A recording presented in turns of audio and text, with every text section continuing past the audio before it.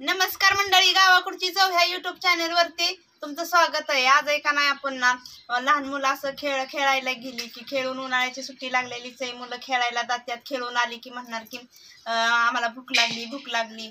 मग आपल्या हलकीशी भूक लागली की मग काहीतरी बनवून देऊशी वाटतं मुलांना। मग आज आहे ना आपण अशी झणझणीत आणि चमचमीत आहे का नाही हॉटेल सारखी का नाही वल्ली भेळ करणार आहे अगदी साध्या पद्धतीनं। तर आता वल्ली भेळ करण्यासाठी आपल्याला काय काय सामान लागतंय ते आपण बघून घेऊया। आता आमच्या 2 दिवसापूर्वी जत्रा झालेली, त्या जत्रेतनी का नाही चांगली मुरमुरे आणलेले आहेत बघा, म्हणजे लाह्या म्हणतात, तर कुणाच्यात मुरमुरे म्हणतात कुणाच्यात लाह्या म्हणतात। ह्या लाह्या आणलेल्या आहेत, ह्या 2 शेर लाह्या आणलेल्या आहेत, फरसाणा घेतलेला आहे, 2 टोमॅटो घेतलेले आहेत, कांदा घेतलेला आहे, लाल मिरची पावडर घेतलेली, आपल्याला कोथिंबीर सुद्धा लागणार आहे, आणि आपल्याला चिंचेचं पाणी म्हणजे मी चिंचेचं पाणी सुद्धा घेतलेले आणि चवीनुसार मीठ घेतलेले। तर सगळ्यात अगोदर आपण काय करायचे की कांदा टोमॅटो आणि कोथिंबीर चिरून घ्यायची। अगोदर आहे ना मी कांदा चिरून घेते।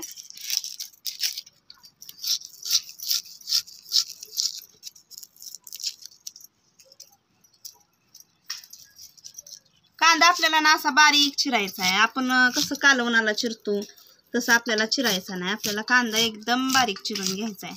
बघा हॉटेलात कसा बारीक चिरलेला असतो त्या पद्धतीने आपल्याला एकदम बारीक असा कांदा चिरून घ्यायचा आहे, छान दिसतो पण आणि मस्त अशी वल्ली भेळ होते। आता ही जी 4-5 कांदे घेतलेले आहेत ना एकदम बारीक चिरून घेणार आहे मी। कांदा चिरून झालेला आहे आपला। आता आपण टोमॅटो चिरून घेणार आहे। आता टोमॅटो सुद्धा आपल्याला ना असं बारीक चिरायचं आहे बघा, आपण मोठं जे करतो पीस बारीक एकदम मोठं करतो का ना असं आपल्याला करायचं नाही, असं आपल्याला बारीक तुकडं करून घ्यायचे टमाट्याचं सुद्धा, म्हणजे खाताना सुद्धा पण लय मोठं लागत नाही, असं एकदम बारीक करायचं। तर या पद्धतीने मी ही 2 टमाटे घेतलेले आहेत ना हे चिरून घेणार आहे। आपले टमाटे सुद्धा चिरून झालेले आहे। आता आपण कोथिंबीर चिरायची।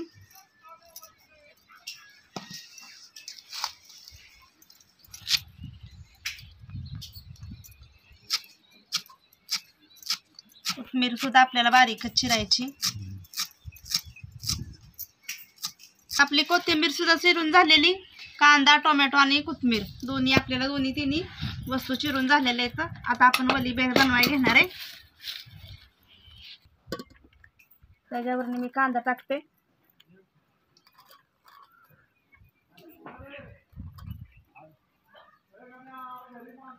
टमाटो,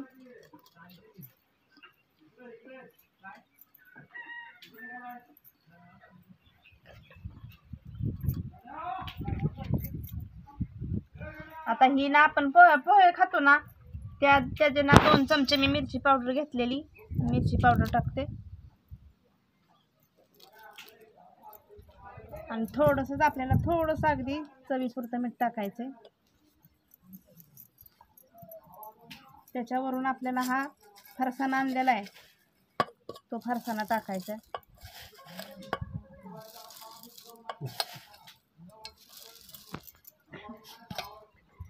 आता आपल्याला ही जी चिंचेचं पाणी घेतलेलं आहे ना हे टाकायचंय।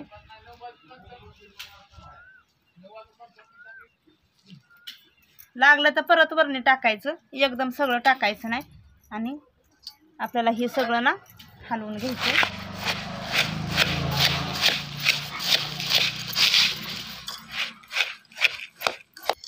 बघा अगदी हॉटेलातल्यावाने आपण साध्या सोप्या पद्धतीने का नाही वल्ली भेळ केलेली, मस्त अशी एकदम छान दिसते बघा। पोरं तर मस्त अशी आवडीने खात्यात। चला पोरांनो आता खायची ना वल्ली भेळ? हो चला मग आता डिसात मी घेते। बघा मस्त अशी आपली वल्ली भेळ तयार झालेली। आता मी ना डिसातनं घेते।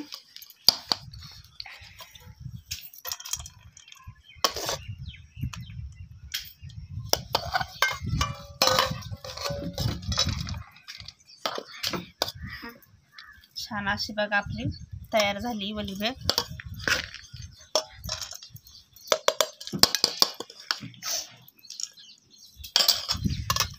आता ह्याच्यावरून आहे ना परत थोडासा जे कांदा चिरलेला असतो ना तो कांदा असा टाकायचा।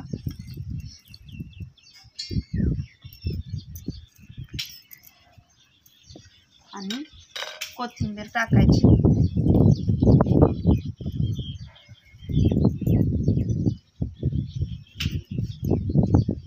चला सगळ्यांनी खायला वली भेळ जी केली ना आपली ती सगळ्यांनी मिळून खायची.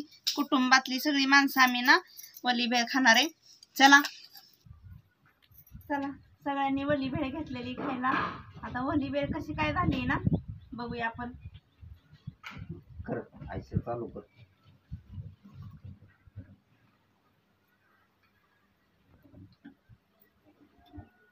छान आयसे हा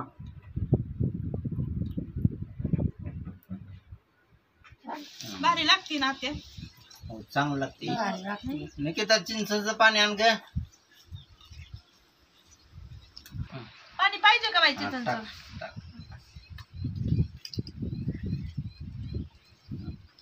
देऊ का अजून? हा तुम्हाला आत्या नको का? घे थोडंसं आगे.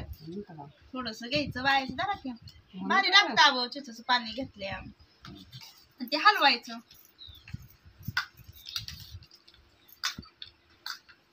आयस चांगलं लागतंय. दुपारच्या वेळेस बघा अशी कसं लागतंय? छान मस्त अशी वली भेळ झालेली आमची.